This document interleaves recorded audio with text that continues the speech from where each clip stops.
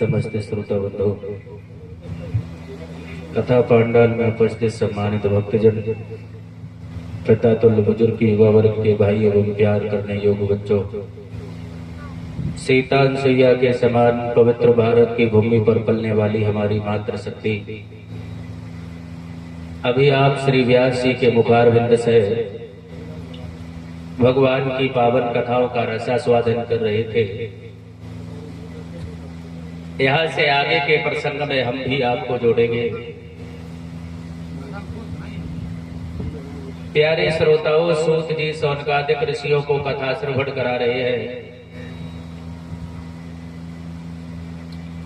और जहां पर भगवान की पावन कथा हुआ करती है, वो जहां तक भगवान के पवित्र गाथा की ध्वनि सुनाई दिया करती है, वो क्षेत्र पवित्र माना जाता है।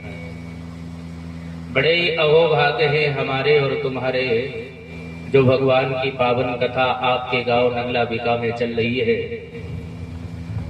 बाबा रवेतानंद जी महाराज जी के सौजन्य से जो ये श्रीमद् भागवत कथा का अनुष्ठान हुआ, और अकेले उनके ही नहीं, पूरे गांव के ही नहीं बल्कि पूरे क्षेत्र के सहयोग से ये श्रीमद् भागवत कथा का अनुष्ठान चल रहा है। तो सबसे पहले तो मैं सबसे एक निवेदन करना चाहूंगा, हाथ जोड़ करके। मैं उपदेश किसी को नहीं देता, क्योंकि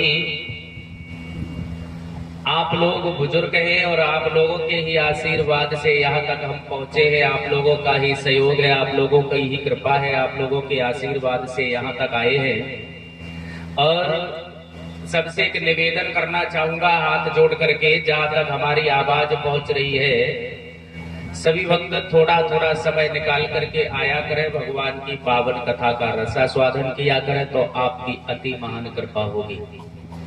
देखो, अभी समकाम का समय तो है नहीं, अभी सब लोग फ्री हैं, लेकिन एक कृपा थोड़ी परमात्मा की गलत चल रही है, गर्मी कुछ ज्यादा पड़ रही, बस इसके अलावा और कुछ नहीं है। वैसे तो सब आराम ही आराम है, कोई परेशानी भी नहीं है किसी को, परमात्मा ही है। और देखो दूसरी बात ये तो प्राकृतिक आपदाएं हैं, कभी गर्मी कभी सर्दी, ये तो पड़ेगी नहीं, ये तो मौसम के नजारे हैं। अगर सर्दी नहीं होगी तो फिर गर्मी कैसे पड़ेगी, और जब गर्मी नहीं पड़ेगी तो फिर बरसात कैसे होगी। तो गर्मी भी पड़ना है, जब ग्लेशियर पिघलेगा गर्मी से तभी तो बरसात होती है। हमने देखा नहीं, बुजुर्गों से सुना है, वो बता रहा हूँ आपको। तो सबसे एक विनती है हमारी, एक निवेदन है, एक आग्रह करता हूँ कि थोड़ा थोड़ा समय निकाल करके आया करें, जो आप लोगों की अति महान कृपा होगी। और हम तो बड़ा अपना अहोभाग्य समझते हैं, सौभाग्य समझते हैं, एक बार नहीं दोबारा से फिर आ गए। बड़ी कृपा है तुम लोगों की हमारे ऊपर, जो एक बार कथा करके अभी 2-3 ही महीने हुए, लगभग 3 महीने हुए, लगभग 8 जनवरी से कथा थी, और अब 25 मई है, अभी तो 3 महीने ही लगभग में हो पाए हैं।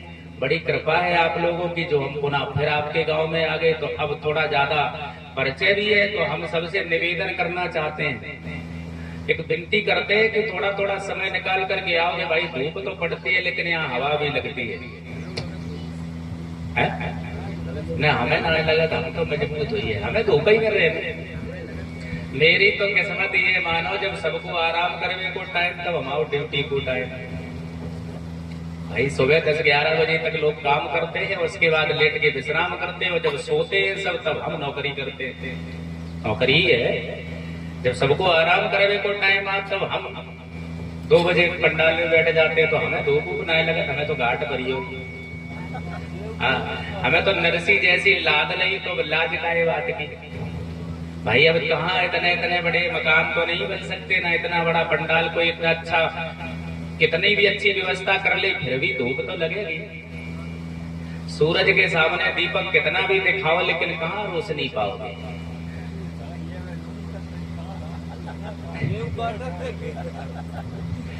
कोई बात नहीं, तो सबसे निवेदन है, सब लोग आएंगे। अभी आप कथा सुन रहे थे, देखो। और फिर दूसरी बात एक और है कि किसी एक का कार्य नहीं है, ठीक है। मेरा एक निवेदन ये भी है, किसी एक लोगों का कार्य है नहीं। ये सोचो कि अकेले बाबा जी की कथा है, हम तो घरे परे रहे हैं, 7 दिन बाद जब पूरा या पूरी हुई है तो प्रेम से खाए हैं, तो ये गलत बात है। देखो, अगर किसी प्रकार की अव्यवस्था होगी, अगर कोई बात अगर बिगड़ेगी, तो अकेले बाबा जी का नाम बदनाम नहीं होगा, ऐसा नहीं। न ये सोचो कि बाबा ने कथा बैठाल दी हमें क्या कर रहा। ऐसा नहीं, बदनामी होगी तो पूरे गांव की होगी, और पूरे गांव की नहीं, लगभग 4 गांव लगते हैं, सभी की होगी। तो जहां तक आवाज 4 गांव में पहुंच रही हो, तो हम तो चारों गांव के लोगों से निवेदन कर रहे हैं, सब लोग आओ भाई। अब बाबा जी की अकेले की कथा तो है नहीं, और बाबा जी की कथा कहाँ है? बाबा जी की कथा होती तो बाबा खुद तो गृहस्थी में लगे होते। बाबा तो एक सन्यासी है। बजरंगबली की कथा है, तुम लोग जितना सहयोग करोगे उतनी उनकी कृपा होगी। कहावत नहीं कही जाती है, मोह को भज तू एक डग तो हम तो को 7। तो इसलिए अगर भगवान के प्रति तुम जरा भी इसलिए करोगे तो भगवान उससे ज्यादा तुम पे कृपा अवश्य करेगा। और अब दूर से कहा राम राम, तो फिर राम से ही काम कैसे करे? तो राम ही जितनी कृपा होगी। तो सबसे कहना है सब लोग आएंगे और थोड़ा सहयोग करेंगे बाबा जी की कथा में, तो महान कृपा होगी। अभी आप कथा श्रवण कर रहे थे व्यास जी के मुखारविंद से। परीक्षित जी कहाँ कथा चल रही थी? धुंधकारी की। आज पहली बार ऐसे परीक्षित देखे जो एक ही बार में बताए थे। हाँ, ना परीक्षित जो बनाए जाते हैं तो भाई दुनिया से मतलब रहा तो नहीं क्या मतलब है? हाँ, तभी याद है उनको, वो सुनते हैं अच्छी तरीके से। एक दादा अभी वहां भी बैठे थे मंदिर पे, बुजुर्ग थे वो भी, अच्छा वो बैठे हैं वहां। तो हम लोग तो अपनी बातें करने में लगे थे, लेकिन वो अपनी कथा में थे। कथा यहाँ हो रही थी, वहीं से बैठ के सुन रहे थे। तो कहने का मतलब ये है, देखो जब भगवान की कथा में आओ, यही जरूरी नहीं है कि पूरे दिन बैठ के कथा सुनो। अब हम ये कह देंगे तो तुम लोग कहोगे हम थोड़ी देर आएंगे और चले जाएंगे, ऐसा नहीं है। मतलब एक कहना है भगवान का कि जितना भी समय हो सके उतनी देर तो भगवान का भजन करो, कथा सुनो। दूसरी बात ये है कि जितनी देर भगवान की कथा में बैठो तो उतनी देर ध्यान मग्न होकर के।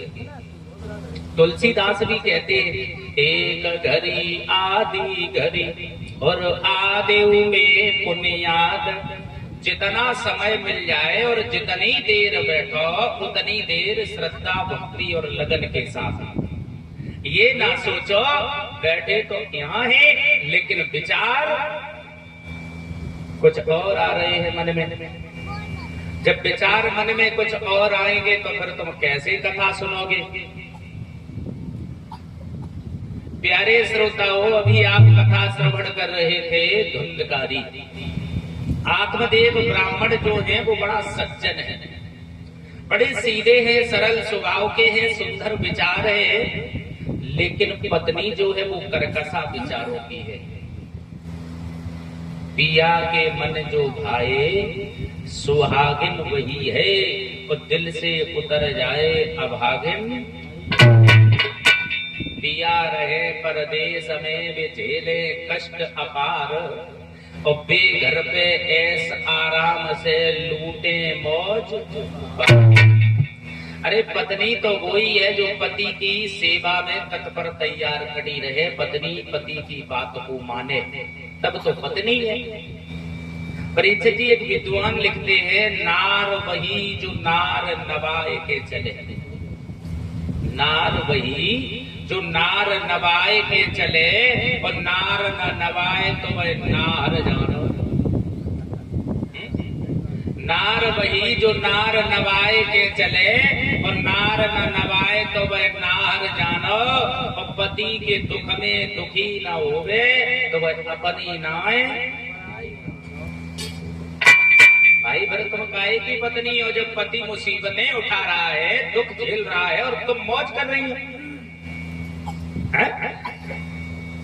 पत्नी तो वही है जो पति के ऊपर अगर जरा सा भी संकट है तो अपने प्राणों को न्यौछावर करने के लिए खड़ी रहे। लेकिन धुंधली के विचार अलग है। प्यारे श्रोताओं, आत्मदेव ब्राह्मण जो है बड़े सीधे साधे हैं, परमात्मा का भजन करते हैं, ध्यान करते हैं, लेकिन घर में एक मुसीबत, कोई संतान नहीं हुई। और ये तो आप मान ही लो कि दुनिया में कोई ऐसा प्राणी नहीं है जिसे सुख और दुख ना झेलना पड़े। जिस प्रकार से प्रकाश भरे सुबेरा के पीछे काली अंधियारी रात होती है, दुख के पीछे सुख होता है और सुख के पीछे दुख।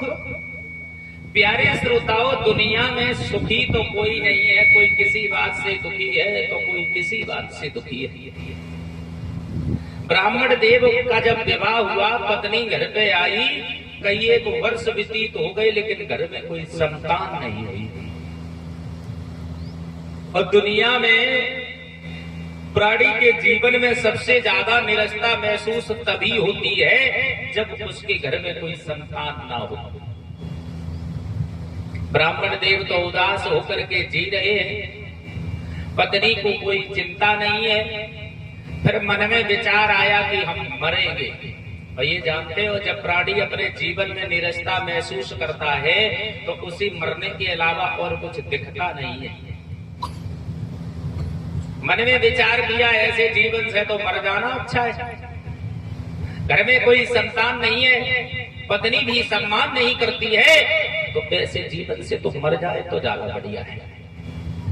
घर से निकली, जंगल में पहुंची और जब एक कुआं में गिरने के लिए उधर तैयार हुए तो एक महात्मा ने उन्हें रोक लिया और कहा, ब्राह्मण देव क्यों मरने के लिए आए हो? तो ब्राह्मण देवता ने कहा, महाराज घर में कोई संतान नहीं है, मेरा विचार है कि ऐसे जीवन से तो मर जाना अच्छा है। तो महात्मा जी ने समझाया और ये कहा कि देखो ब्राह्मण देव, तुम मर जाओगे तो जिन मुसीबतों से तुम जूझ रहे हो वो खत्म नहीं होगी। बोले मैं मर जाऊंगा तो वो मुसीबतें हमें देखने को नहीं मिलेंगी। तो ब्राह्मण देवता समझाते हैं, तुम एक बात नहीं जानते। बोले क्या? कहा तुम एक बात ये नहीं जानते हो कि एक बार जो पत्ता डाली से छूट जाता है वो दोबारा कभी डाली में नहीं लगता। लगता है क्या? वृक्ष से जो पत्ता जमीन पर गिर जाता है वो पुनः कभी वृक्ष में नहीं लगता। और इसी प्रकार से ये इंसान का जन्म मिला है, मनुष्य का शरीर मिला है, अगर एक बार छूट गया तो दोबारा हो सकता है मिले या ना मिले। कोई जरूरी है कि दोबारा हम इंसान का जन्म ही हमें मिल जाए? इसलिए मरो नहीं। बोले मरे नहीं और क्या करे? बोले पत्नी घर पे जाते हैं तो अपमान करती है, कोई पुत्र भी हमारे नहीं है, इसलिए मेरा विचार है कि ऐसे जीवन से तो मर जाना अच्छा है।